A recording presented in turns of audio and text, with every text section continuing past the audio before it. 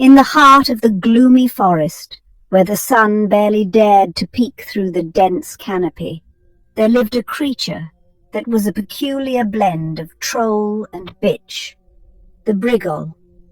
This grumpy, frumpy creature, known only as Grumblethorn, had a reputation that stretched far and wide across the realms. Her pudgy frame, hunched back, and a face that could curdle milk were not the only features that set her apart from her surroundings. It was her unyielding quest to extinguish all signs of joy and colour from the world. Grumblethorn waddled through the underbrush, her beady eyes scanning the landscape for any flicker of happiness or mirth. She despised laughter, the sound of which was as grating to her as nails on a chalkboard to a human. The forest critters knew to keep their amusement in check when she was near, for her wrath was swift and unrelenting.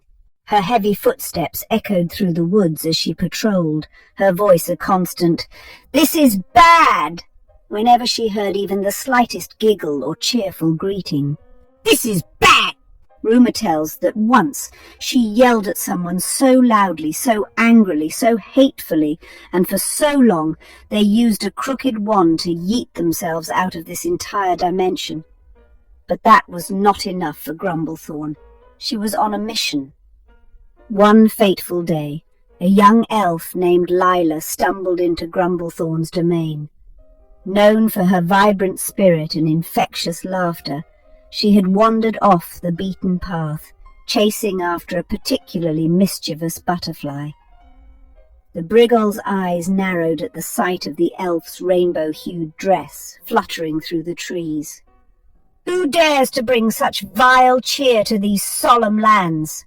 Grumblethorn bellowed, her voice booming through the quiet woods. Lila, startled, spun around to face the creature. "I'm just passing through, I assure you," she replied, her voice trembling with fear. "You are having fun. Your joy is an affront to all that is good and proper." The elf took a deep breath, summoning her courage. "Feck off, you miserable old crone!" The forest grew eerily still. The birds ceased their song, the leaves froze mid-fall, and the very air around them seemed to thicken with anticipation. Grumblethorn's face turned a deep shade of purple as she raised her knobby staff, but Lila had had enough. "You have no right to dictate how others feel," said the elf.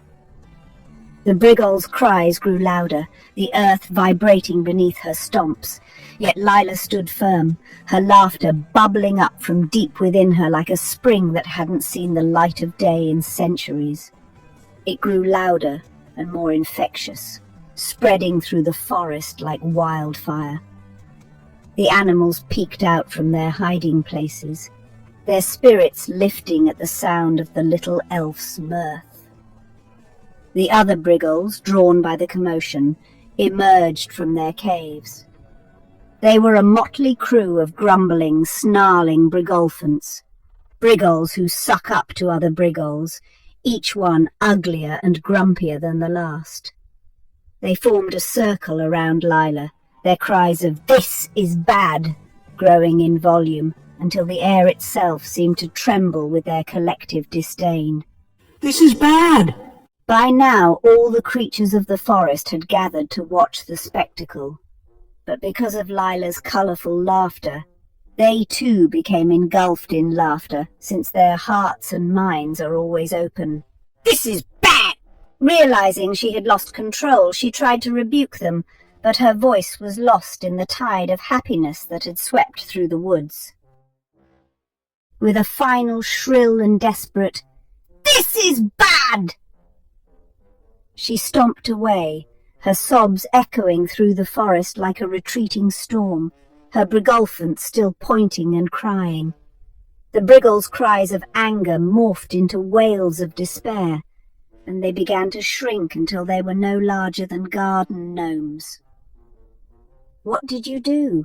a small fairy asked. "I didn't do anything. It seems our laughter and happiness have a power of their own, a power to fight against the likes of her and the brigolphants." And with that, the brigols vanished, leaving only the sound of laughter echoing through the forest. From that day forward, Lila and her woodland companions travelled the land, bringing joy and music wherever they went.